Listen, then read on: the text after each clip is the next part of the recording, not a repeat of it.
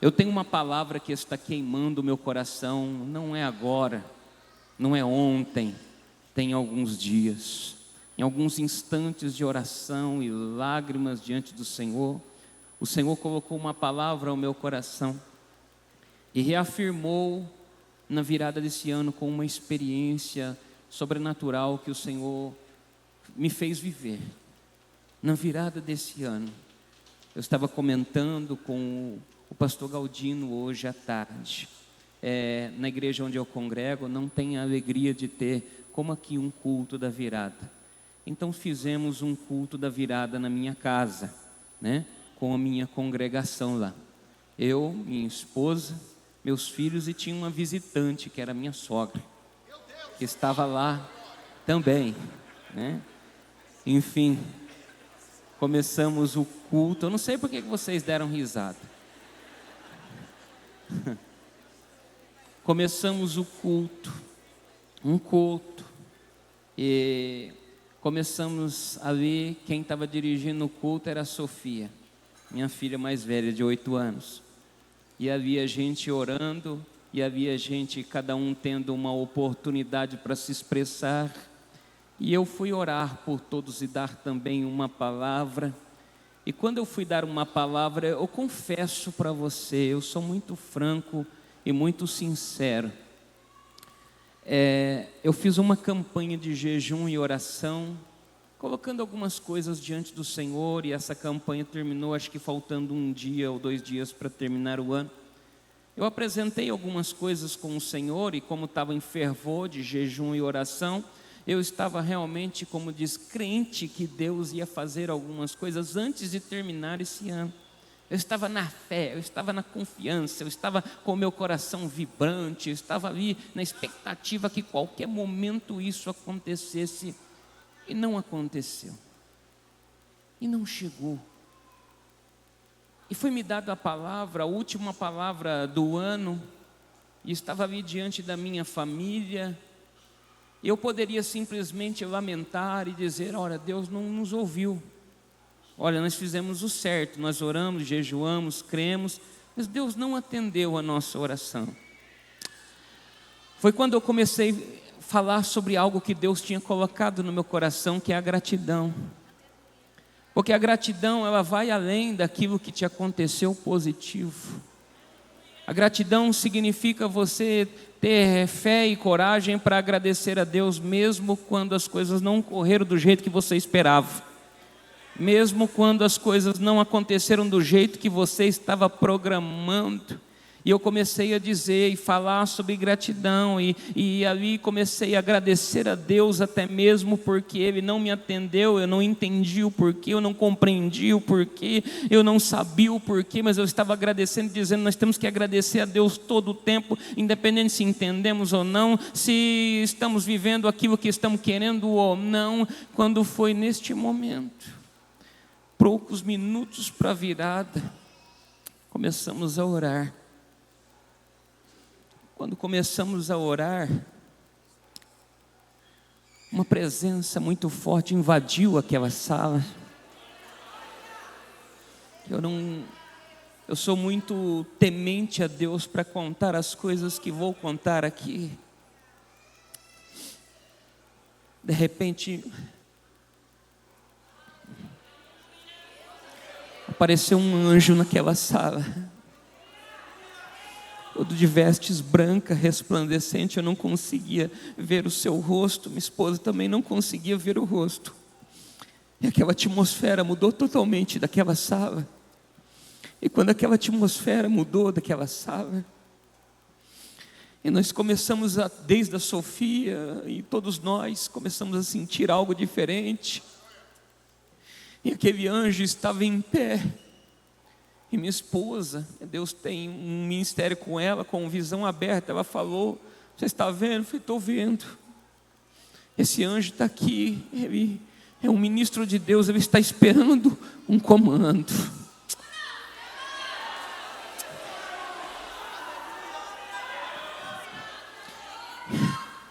Foi quando eu levantei a minha voz. E quando eu levantei a minha voz, começou aquela sala começou a ser invadida como se fosse de raios brancos e dourados. Era como se houvesse um combate naquela sala. E quando houve aquele combate, parece que tudo que estava pesado ficou leve. Parece que tudo que não estava sendo entendido começou a ser entendido. Parece que as coisas tinham sido resolvidas naquele momento. E Deus colocou uma palavra ao meu coração sobre gratidão. Então eu quero que você, por favor, abra sua Bíblia comigo. No primeiro livro de Tessalonicenses, no capítulo 5, e no versículo de número 18.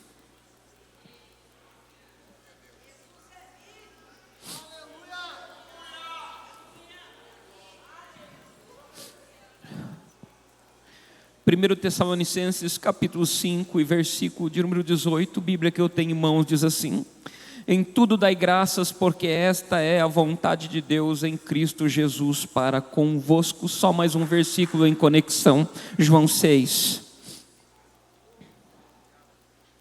Eu vou lendo aqui para a gente ganhar tempo. João capítulo de número 6, a partir do versículo de número 1.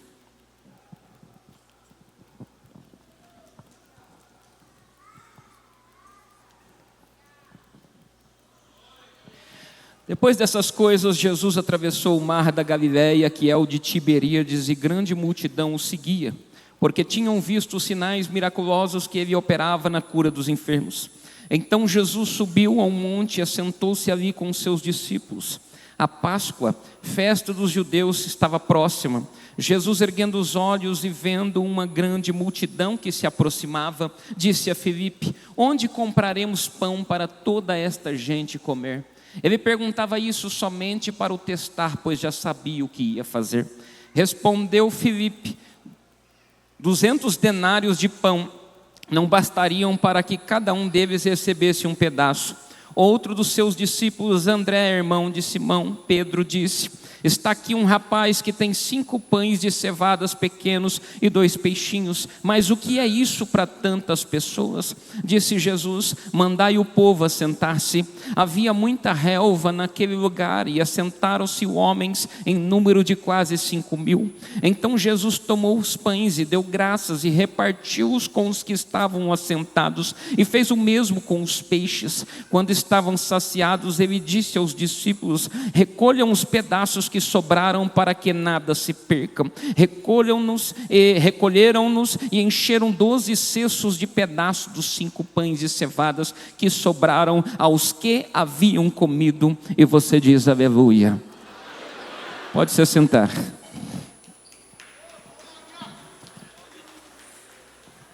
O apóstolo Paulo, ao escrever essa carta à igreja de Tessalônica, a igreja estava passando por um momento de muitas perseguições, de muitas dificuldades. A igreja estava sendo provada, a igreja estava passando por um momento a qual talvez ela não entendia o porquê que estava passando por aquilo.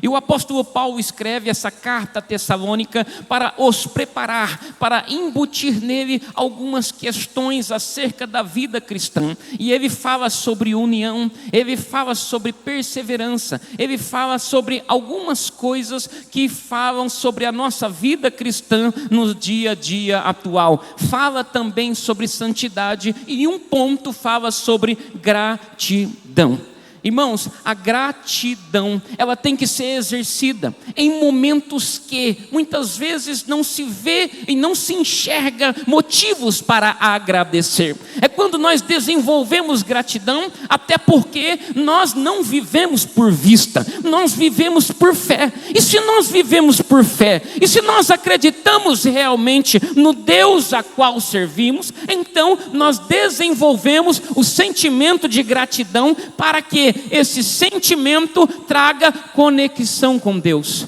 traga leveza na nossa vida, traga realmente entendimento que nós não vivemos muitas vezes aquilo que queremos, mas acima de tudo nós vivemos com um Deus soberano, poderoso, que está no trono e que está exatamente no controle de nossas vidas. Não se engane, não existe santidade sem gratidão. Toda santidade que não tem gratidão é uma santidade hipócrita. Por quê? Porque a ingratidão é uma canção que louva o inimigo, mas a gratidão é uma canção que louva a Deus. Isso não pode ser um sentimento a qual você acorda de manhã e diz: eu senti de ser grato. Aí de repente amanhã eu não estou tão legal, eu não senti de ser grato. Nada disso. Gratidão na vida do cristão é algo que tem que ser desenvolvido, é algo que tem que se tornar um estilo de vida, é algo que você vai a cada dia trabalhando para que isso seja uma verdade na tua vida. Eu lembro uma mulher uma vez que ela estava louvando a Deus e deu um problema, porque ela misturou uns tipos de remédios. Aconteceu lá na minha região e ela começou a passar mal, e perceberam que ela passou mal, e ela ficou repetindo uma palavra, dizendo assim, ó: Deus seja louvado, Deus seja louvado. No início tá bom, mas aí viram que a mulher, entre aspas, estava passando mal. Ela foi para o hospital e ali recebeu livramento, está bem, graças a Deus. Mas sabe por que ela falou isso? Porque estava dentro dela, estava impregnado dentro dela. Então, quando nós temos gratidão na nossa vida, não tem como sair outra coisa dos nossos lábios: agradecer. Em tudo dai graça, porque essa é a vontade de Deus. Talvez você olhe para mim e diz assim: mas o que isso tem a ver com a multiplicação? É simples. A multiplicação, ela é falada nos 4 evangelhos sinóticos, ou seja, os 4 evangelhos: Mateus, Marcos, Lucas e João. E Jesus estava no mar de Tiberíades, ou no mar da Galileia, e agora volta e o povo o encontra. Quando o povo o encontra, o povo queria ouvir a sua palavra e queria receber também as curas das suas mãos. E agora o culto não demorou. Irmãos, aqui você pode ter certeza que 10 horas não vai ter ninguém nessa igreja. Já vai estar fechado, já vai estar tudo certo. O culto lá demorou 3 dias. No livro de Marcos fala sobre 3 dias de culto, um acampamento, um retiro espiritual com o Senhor Jesus. Acredito eu que o povo foi e levou o seu lanchinho, mas para 3 dias, de repente agora a comida foi meio que se tornando escassa, meio que se acabando. Aí chegou um problema, irmão. Não é esse problema que você tem depois do culto, porque crente sente fome depois do culto, isso é normal. Mas não era simplesmente um desejo de comer, era uma fome que, se eles andassem um pouco, desmaiariam, desfaleceriam. Agora Jesus pergunta a Filipe: onde nós vamos comprar pão para todo esse povo comer? Aí ele responde: ainda que tivéssemos 200 denários, 200 dias de salário, numa forma bem simples. Se um trabalhador ganha um salário mínimo, dividido por 30, 50 reais, 50 reais uma diária, vezes 200, 10 mil reais. Ainda que tivéssemos 10 mil reais para comprar pão para essa multidão, cada um pegaria mais ou menos um pedacinho só e não daria para nada. Temos um problema aqui. Mas daqui a pouco chega André.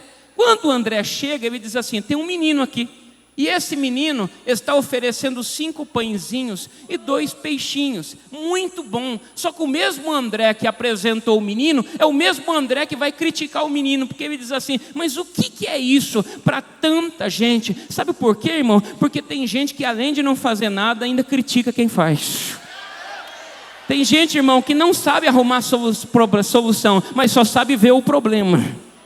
André estava criticando. André não faz nada, mas ao mesmo tempo critica quem está fazendo. Ele critica o pouco do menino, mas também não ajuda com um pouco. Mas tinha outro problema também: a multidão. Sabe por quê? Porque todos estavam com fome, todos sabiam que tinham fome na multidão, mas também ninguém se manifestou para ajudar. Ninguém fingiu: não é comigo, o problema não tem nada a ver comigo, eu vou na onda, eu vou receber a hora que alguém resolver isso daí. Jesus não fez igual Filipe, que fingiu, apresentou um problema e não apresentou solução. Jesus não fez igual André, que criticou quem quis ajudar. E Jesus também não fez igual a multidão, que fingiu que não estava nada acontecendo. Ao contrário, Jesus fez totalmente diferente. A Bíblia diz assim, que Jesus tomou o pão, e quando ele pega aqueles 5 pãezinhos, a Bíblia diz assim: e deu graças, e agradeceu,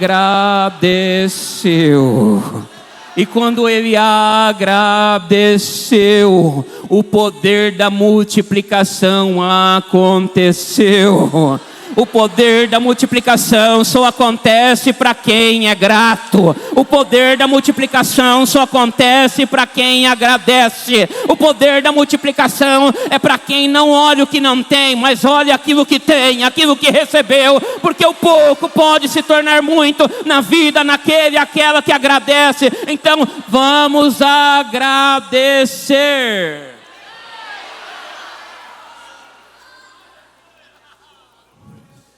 Temos razões para agradecer.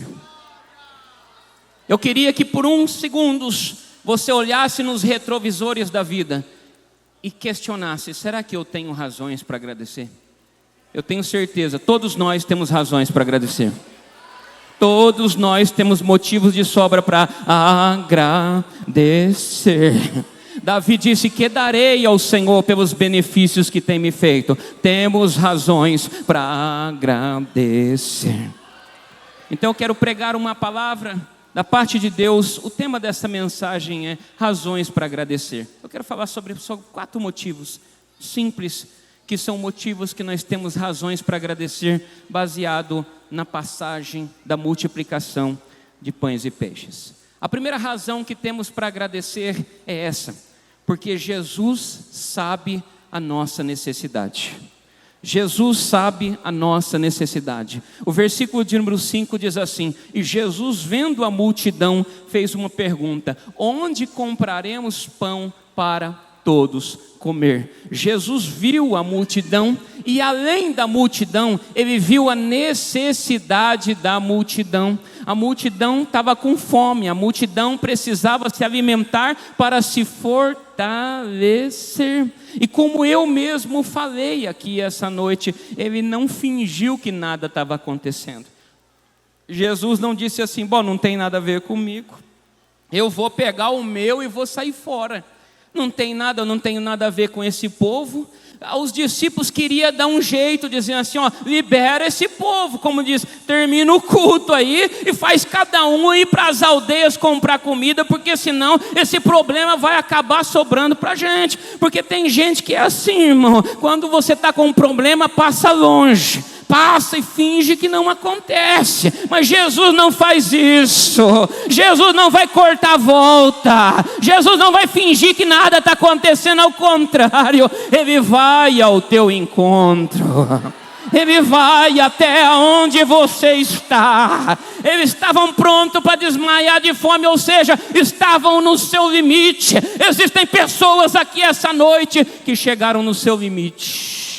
No limite em alguma situação da tua vida, talvez seja até mesmo espiritual, porque ele não está aguentando mais e dizendo: eu vou entregar meu cargo, eu já não aguento mais essa pressão, eu já não aguento mais essa dificuldade. Talvez, irmãos, eu queria não falar que existe isso, mas existe. Ou talvez eu vou entregar a igreja, está muito pesado, está muito difícil para mim. Ou talvez alguém passando por um problema conjugal, dizendo assim: eu não aguento mais, o esposo, a esposa, está difícil, a guerra, o ciúme, as brigas, outras coisas mais. Ou pior ainda, talvez alguém chegou aqui essa noite dizendo: eu não aguento mais viver, eu estou pensando em tirar a minha vida, eu já não aguento mais. Mas fica em paz agora, eu tenho uma palavra de Deus para a sua vida. Ele conhece o seu limite e Ele está indo ao teu encontro neste momento para fazer o milagre que você precisa,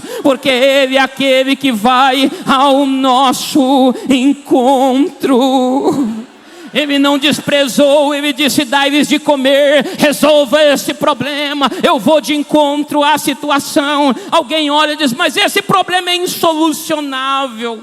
Mateus 15:33, alguém disse assim: onde nós vamos achar pão no deserto? Mas alguém diz assim: pastor, realmente não tem como comprar pão no deserto. Mas essa situação que eles falaram, eles não estavam dizendo assim: puxa vida, poderiam abrir uma padaria aqui no deserto, puxa vida, alguém podia ser um vendedor ambulante para vender pão no deserto. Não era disso. Eles estavam dizendo que o Deus não era suficiente para fazer milagre. E quantas vezes, infelizmente, nós fazemos isso incondicionalmente, ou às vezes no raciocínio, quando achamos que nós estamos vivendo um problema e Deus não pode fazer milagre, e Deus não pode resolver a situação. Irmãos, no Salmo 78, 19, questionaram a Deus dizendo: será que Deus pode preparar uma mesa no deserto? Era um questionamento que às vezes hoje, nos nossos dias atuais, ainda tem. E eu pergunto: será que Deus pode preparar uma mesa no deserto? Pergunto de novo: será que Deus pode preparar uma mesa no deserto? Agora eu vou ser profeta. Deus está preparando uma mesa no deserto. Nesse deserto que você está vivendo, Deus está preparando uma mesa. Uma mesa, sim. Deus prepara uma mesa no deserto. Davi estava vivendo momentos difíceis, momentos de deserto na sua vida. E no Salmo 23 ele diz: eu me sinto como uma ovelhinha diante do pastor, porque o Senhor é o meu pastor e nada me faltará.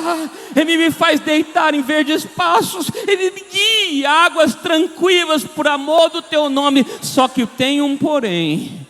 O verso 5 diz assim: Ele é o Deus que prepara uma mesa.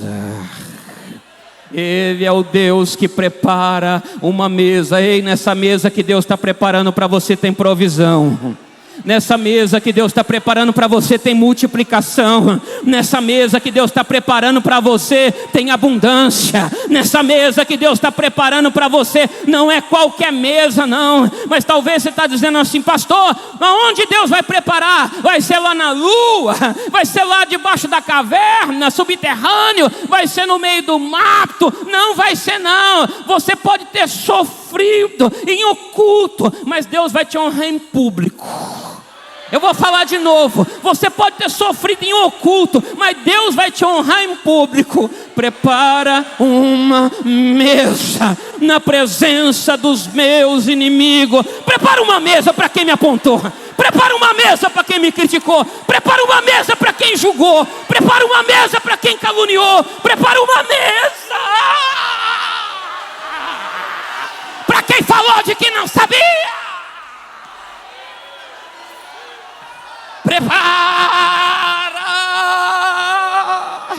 uma mesa perante os inimigos. Mas não é sabor de mel não, não se confunda. Não é sentimento de vingança, não é esfregar na carinha não. Porque você vai estar honrado por Deus, abençoado por Deus, honrado diante de todos. Mas você vai estar cheio do Espírito Santo.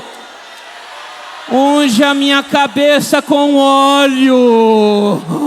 É com óleo, é na unção de Deus, e o cálice vai transbordar.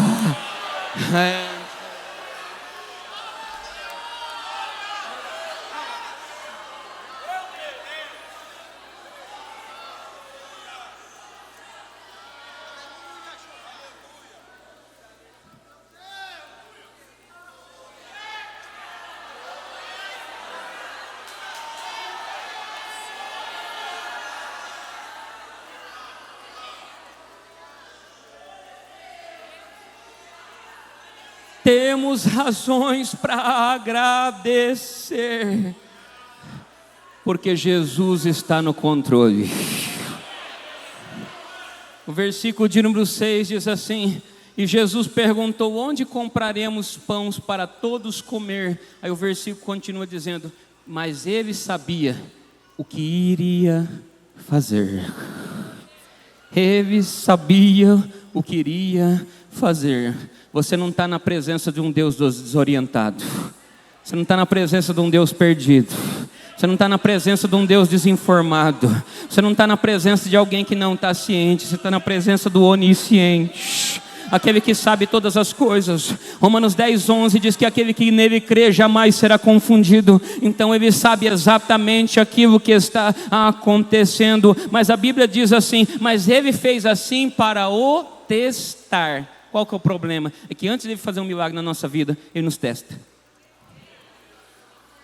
E como ele nos testa? Pelo menos de duas situações. Número 1, ele nos testa fazendo perguntas para ver nossa fé. Várias vezes no texto em Jeremias, ele diz assim: Jeremias, o que você está vendo? Amós, o que você está vendo? Ezequiel, poderão reviver esses ossos? Então ele faz perguntas, porque toda pergunta exige uma resposta. E Mateus 12:34 diz que a boca fala aquilo que o coração está cheio. Qual que é o problema? O problema é que muitas vezes ele pergunta a nós para ver exatamente aquilo que está dentro do nosso coração. Porque não tem como sair duas fontes de água doce e salgada. Não tem como sair maldição e bênção junto. Não tem como sair gratidão e murmuração. Ou você murmura ou você agradece. Se eu fosse você aqui, eu trocava. Eu começava a agradecer. Eu começava a agradecer até por aquilo que eu não estou entendendo. Eu começava a agradecer até por aquilo que eu não entendi ainda. Eu começava a agradecer do fundo do meu coração, dizer assim: o Senhor é o meu Deus. Eu não estou entendendo, mas eu agradeço. Eu não estou compreendendo, mas não estou acreditando. Eu não estou nem aceitando direito, mas eu agradeço, porque o Senhor está no controle da minha vida. Eu não estou entendendo, mas uma coisa eu sei: eu sei que o meu Redentor, Ele vive. E no fim, Ele vai se levantar em meu favor.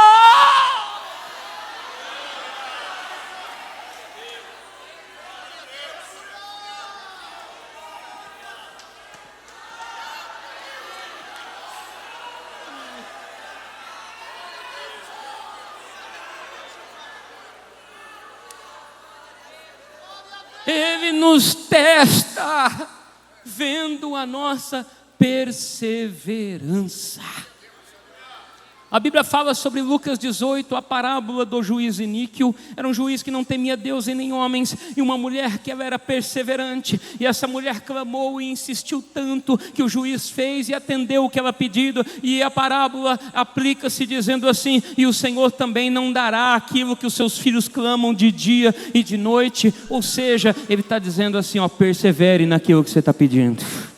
Insista naquilo que você está pedindo. Persista naquilo que você está pedindo. Irmãos, eu tive uma experiência 2 anos atrás. Eu tenho 3 filhos e a mais velha é a Sofia. A Sofia chegou em mim e disse assim: ô pai, a gente podia tanto ir para a praia. E eu perguntei: você já orou para Jesus? Ela falou: não, ainda não. Foi: então ora. Ela: ô Jesus, prepara uma praia para a gente. Ela não sabia. Faltava 4 dias para a gente ir para a praia, já estava tudo certo, eu já tinha preparado tudo. Mas como criança fica ansioso, a gente acaba não falando nada. Aí de repente, no outro dia, ela: ô pai, você podia preparar uma praia para a gente? Eu falei assim: você já orou? Ela falou: hoje não. Eu falei: então ora. Ela: ô Jesus, prepara uma praia para a gente. No 3º dia: ô Jesus, prepara uma praia para a gente. Quando foi no 4º dia, eu acordo e falo: Sofia, o que é? Vamos para a praia? Eu falo: vamos para a praia? Eu falo: vamos, mas você não orou pedindo para Jesus preparar a praia? Ela: ô Jesus, obrigado, porque o Senhor preparou a praia. O pai já sabia aquilo que a filha estava pedindo, mas o pai estava vendo a fé, o pai estava vendo a perseverança, o pai estava vendo se ia continuar clamando ou não, se ia continuar pedindo ou não. A filha estava pedindo, mas o pai já tinha preparado. Você está pedindo algo para Deus, e Deus está dizendo: eu não vou preparar, eu já preparei. Persevere, insista, persista.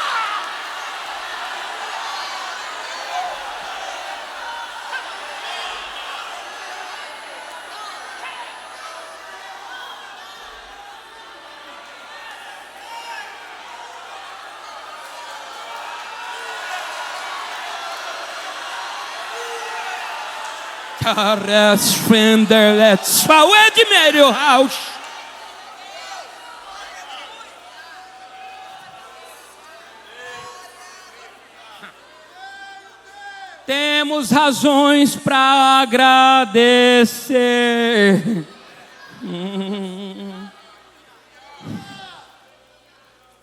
Me promete dar glória tão forte como você deu aí nesses dias.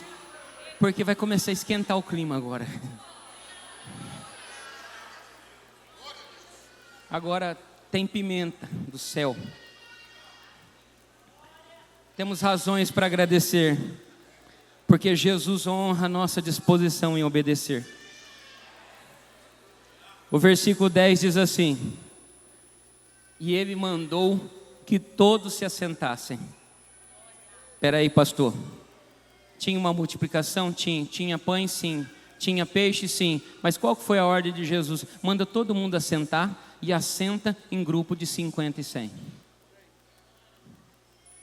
E olha um detalhe, só um detalhezinho de curiosidade, nota de rodapé no texto. A Bíblia diz assim: e havia relva, ou havia grama no meio do deserto. Grama no deserto? É o pastor que leva em pastos verdejantes, mesmo no deserto. E aquela ordem. Aí de repente aparece um rebeldinho no meio e diz assim: eu não vou sentar. Quem Jesus pensa que é para mandar sentar? Só que eu aprendo uma coisa, irmão: quem faz o que quer recebe o resultado que não quer. Eu não vou sentar. Você pode até não sentar, mas qual que é o problema? É que o versículo 11, você pode conferir aqui, tudo é na Bíblia, irmão. Versículo 11 diz assim, versículo 10, mandou todo mundo assentar. Versículo 11, e distribuiu os pães para quem estava sentado. Sabe por quê? Porque quem faz o que quer não recebe coisas da mão de Jesus. Quem cumpre a sua vontade não recebe o que Jesus tem para entregar. Quem faz o seu querer não colhe das mãos de Jesus. Mas todo aquele que obedece, ele recebe o favor de Jesus sobre a sua vida. Recebe da mão de Jesus. E Deuteronômio 28 diz assim: que não é bênção que você vai alcançar, não, é ela que vai te alcançar.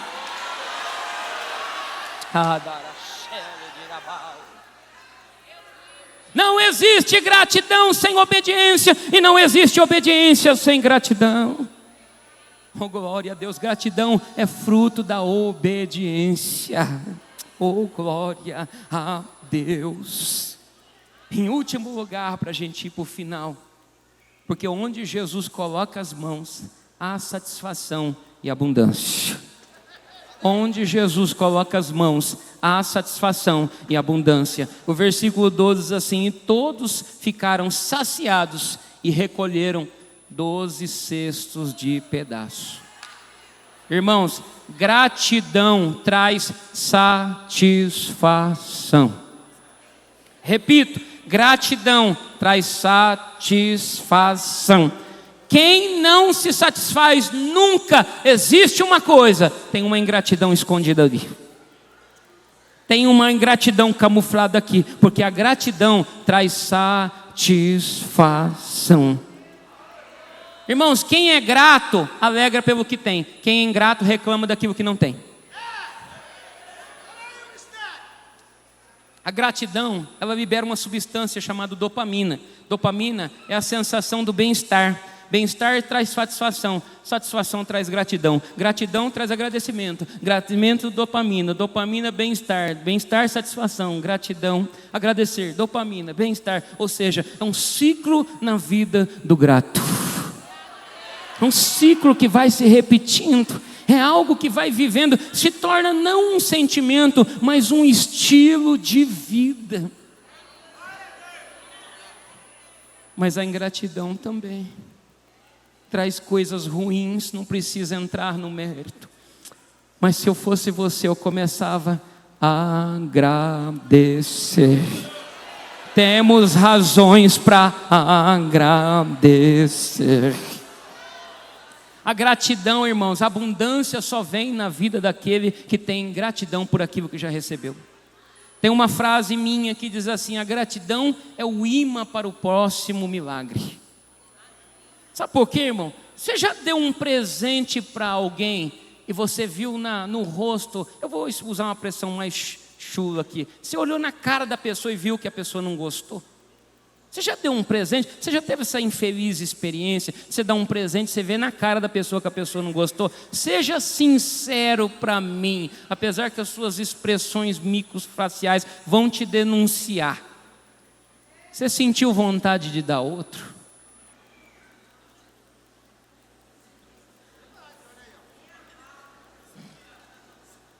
Tem gente que pede milagres para Deus e a hora que Deus vai fazer milagre na vida dessa pessoa, parece que Deus estava obrigado a fazer e Deus só cumpriu com a sua obrigação. E depois não recebe outro milagre, sabe por quê? Porque não agradeceu o primeiro. A reação ao primeiro presente vai determinar a vinda do segundo ou não. Então se eu fosse você, eu começava a agradecer. Agradecer, em tudo dai graça, porque essa é a vontade de Deus. Eu sei que, irmãos, homileticamente os meus amigos teólogos vão me destruir agora, porque estão dizendo: pastor, o senhor está caminhando para a conclusão da mensagem, o senhor tem que falar algo para levantar a galera, não para ser vacina dupla de tétano, não. Mas o que tem que ser falado, irmãos. Eu não vim aqui para causar show, eu vim aqui para ser um profeta. Infelizmente, hoje em dia nós estamos vivendo um tempo de muita ingratidão. Ingratidão de pessoas que muitas vezes chegam na igreja destruídas, acabadas, na lona, bancarrota, e de repente a pessoa começa a buscar a Deus, a pessoa começa a abrir o seu coração, receber orações, receber talvez até jejuns e propósitos, coisas, e Deus começa a operar, porque Deus é poderoso. Não há uma pessoa quebrantada que Deus não responda, não há oração que Deus não faça, as coisas vão mudando. Sabe qual é o problema? É que quando as coisas melhoram e quando as coisas resolvem, muitos esquecem do lugar que realmente acolheu na sua dor. Quem é grato não abandona ou é indiferente com a casa de Deus. Repito, quem é grato não abandona e não é indiferente com a casa de Deus. A Bíblia fala em Ageu, quando o povo foi fazer aquela obra maravilhosa, o povo ficou 2 anos lá, irmão, e Deus levantou o profeta Ageu. Depois você lê Ageu, é um livro curto, mas no capítulo 1 fala sobre isso, que o povo estava vivendo uma situação em que eles comiam e não se fartavam, eles colocavam roupa e não se aquecia, colocavam as coisas num saco furado, e está no texto que eu vou dizer agora, e o que sobrava Deus diz: eu assoprei.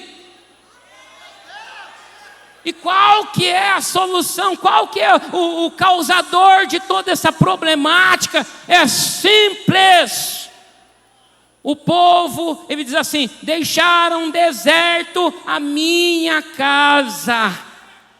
Não entendi, pastor, hoje em dia nós estamos vivendo um tempo de ingratidão, no sentido de quando uma pessoa estava numa dificuldade, irmão, era segunda, terça, quarta, quinta, sexta, sábado, domingo na igreja, não perdia nada, não tinha nada, não sei o quê, mas de repente Deus começou a abençoar. Eu não estou querendo, por favor, não me interprete mal, irmão, mas tem gente que tornou o lazer um ídolo.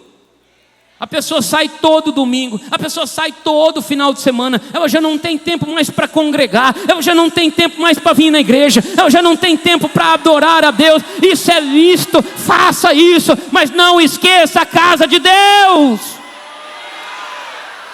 Outros Deus abençoaram na área do negócio, e de repente Deus está abençoando, glória a Deus por isso, mas eu não posso porque eu tenho que viajar, eu não posso porque eu tenho que fazer, eu não tenho nenhum dia no mês para me vir congregar, irmão, e isso é uma coisa que está te afastando de Deus. Eu vou falar uma coisa que parece loucura, tem gente que tornou o descanso um ídolo. É gente que diz assim: eu não posso vir no culto porque eu tenho que dormir até um pouquinho mais tarde, né, pastor? Aí à noite eu não posso vir no culto porque eu tenho que dormir mais cedo porque eu trabalho amanhã. Você está ótimo, você está preparando o seu corpo para a terra, você só não está preparando a sua alma para o céu.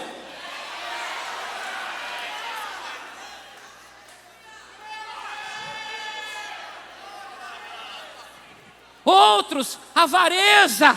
Pessoas que, irmãos, eu não estou falando que é ruim, a igreja é uma bênção, uma ajuda, tem o seu social. Pessoas que muitas vezes foram ajudados por essa obra, de alguma forma financeiramente, seja com cesta básica ou outras coisas mais, irmão. Quando Deus abençoou, esse negócio de dízimo, acho que é meio estranho, é do Velho Testamento. Irmão, o Senhor é meu pastor e nada me faltará, também é do Velho Testamento, mas você gosta de falar, né? Você reclama do dízimo, mas a tua vida foi salva num lugar que é sustentado pelo dízimo. A tua família foi abençoada por um lugar que é no dízimo. Então para com essa avareza. Não tem como servir a dois senhores. Ou você serve a Deus, ou você serve a Mamon.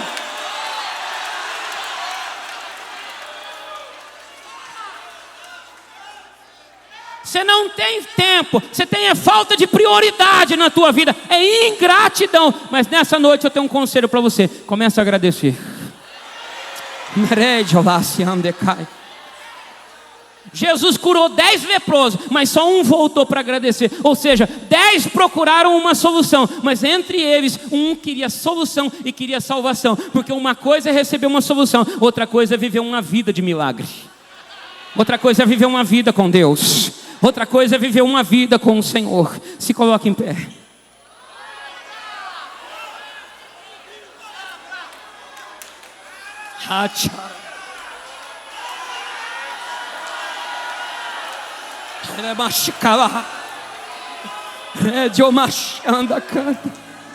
É tempo de vivermos multiplicação. Eu vou falar de novo até você entender. É tempo de vivermos multiplicação. Mas a multiplicação está escondida através da gratidão. Comece a agradecer. Quanto mais você agradece, mais Deus multiplica. Quanto mais você agradece, mais Deus faz. Quanto mais você agradece, mais Deus opera. Quanto mais você agradece, mais Deus realiza. Quanto mais você agradece, mais você vai ver o milagre de Deus. Então comece a agradecer essa noite. Alguém está agradecendo, alguém está orando, alguém está dando glória, alguém está agradecendo. Se tem razão para agradecer, comece a agradecer aí. Comece a agradecer. Se for para orar em línguas é melhor ainda. Comece a agradecer.